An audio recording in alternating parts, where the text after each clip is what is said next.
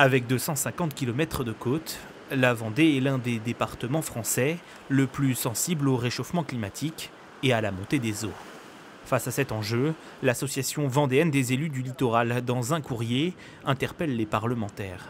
Ils souhaitent qu'un fonds d'érosion côtière soit inscrit dans le projet de loi de finances 2026.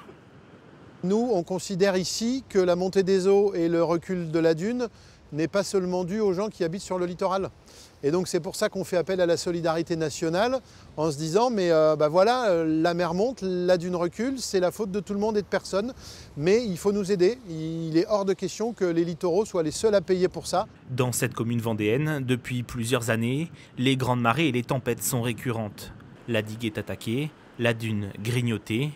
Face à ce phénomène, le maire voudrait laisser rentrer l'eau à l'intérieur des terres par un estuaire, un projet difficile sans aide financière.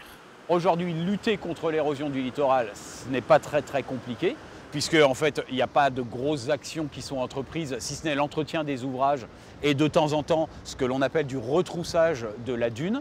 En revanche, la préparation, oui, c'est compliqué. C'est compliqué parce qu'en fait, si vous voulez anticiper le rachat de ces biens immobiliers, on n'a pas le budget suffisant à l'échelle municipale. Une demande de fonds d'érosion côtière que soutient le sénateur vendéen Didier Mandelli. Elle est indispensable, cette solidarité nationale.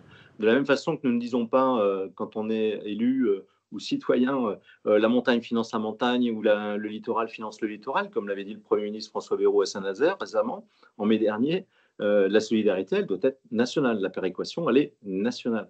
Ça veut dire que les modes de financement doivent être solidaires.